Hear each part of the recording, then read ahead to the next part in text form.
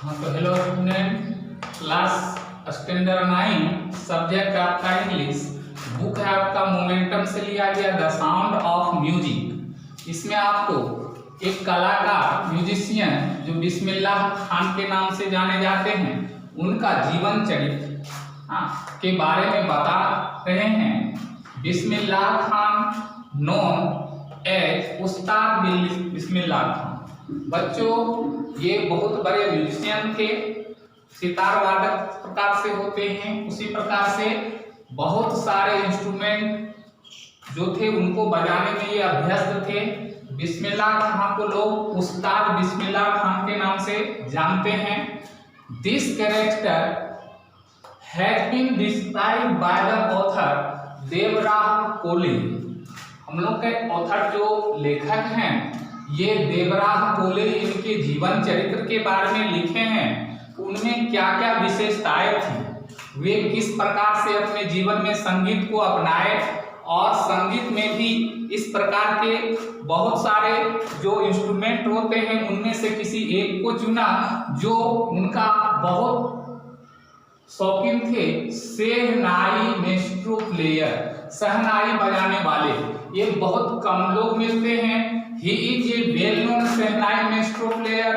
शहनाई बजाने में वे जो है बहुत ही उस्ताद थे और खास करके आप लोग देखे होंगे कि जब शादी ब्याह का अवसर आता है, मौका आता है तो उस समय ये शहनाई बजाए जाते हैं। बच्चों, इस शहनाई बजाए का तात्पर्य यही होता है कि हमारे घर में जब कोई शुभ काम होता है तो ये हमें शुभ संदेश देता है और किसी भी शुभ समय का सूचक है। इसलिए हम लोग जब कोई पर्व त्योहार या विशेष फंक्शन अपने घरों में शादी ब्याह के रूप में करते हैं तो ऐसे ही शहनाई बजाकर अपने घरों को पवित्र, अपने वातावरण को पवित्र बनाते हैं। बस इसी उद्देश्य से उन्होंने इस शहनाई को चुना और love music from his childhood. और कहा जाता है कि जब बचपन से ही उन्हें संगीत का बहुत ही बड़ा शौक था, वे बहुत संगीत को जानने बजाने में इच्छुक रहते थे।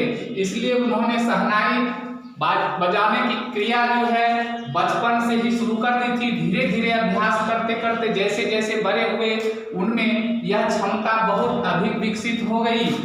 Music was in his blood, अर्थात उनके शरीर में, जैसे हमारों के शरीर में बच्चों ब्लड जो है सर्कुलेट होता है, ब्लड के सर्कुलेट होने से हमें क्या एनर्जी मिलती है, तो मानो उसके शरीर में एनर्जी तभी मिलती थी ब्लड की तरह जब वे संगीत को गाते थे, बजाते थे, शहनाई को बजाते थे। और जिस दिन भी वे शहनाई नहीं बजाते तो मानो उसके शरीर में ताजगी रूपी जो एनर्जी है वह नहीं प्रकट होता था। इसलिए कहा गया है बच्चों कि उनके हृदय में, उनके शरीर में ब्लड के रूप में मानो संगीत ही गूंज पड़ता था। He belongs to a well known as music gharana. बच्चों, एक घराना जो संगीत के परिवार को बहुत याद दिलाते हैं। घराना परिवार में बहुत बड़े संगीत तज्ञ हुआ करते थे।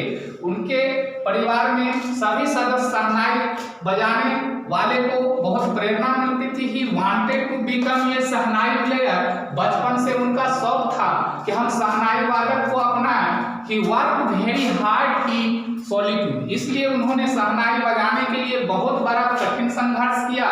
ही brought the shehnai from its traditional places to classical level.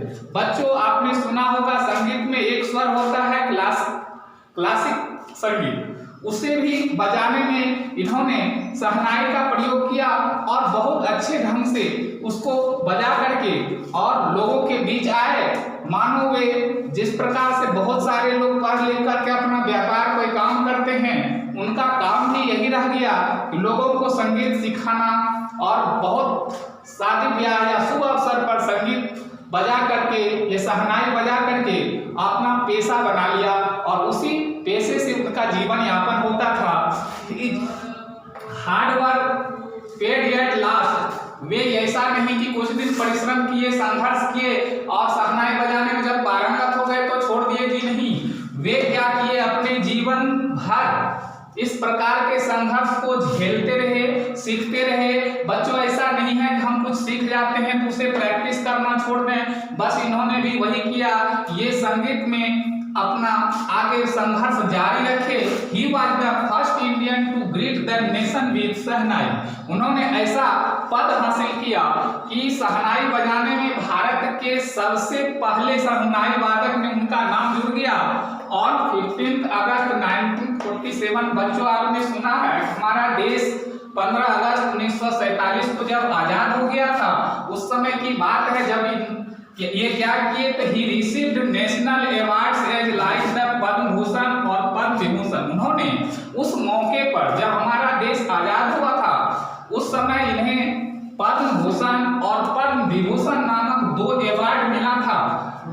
He poured his heart and into राग लाफी।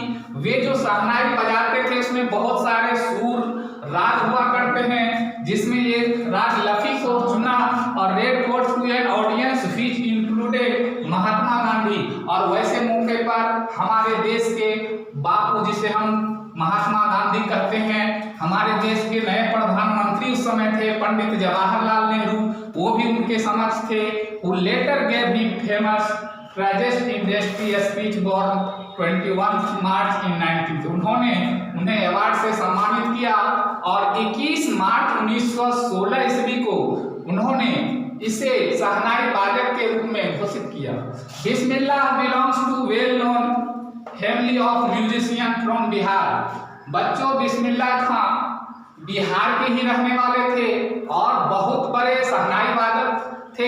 हिज ग्रैंडफादर वाज रसूल बख्श खान। उनके जो दादाजी थे उनका नाम रसूल बख्श खान था और वे he was known as the shehnai nawaz. उन्हें शहनाई नवाज के नाम से जाना जाता था। कहाँ पे? Of Bhojpur Kings court. Bhojpur में राजा के दरबार में वे शहनाई बजा करके अपना मनोरंजन सभी राजा राज दरबार में करते थे सभी का।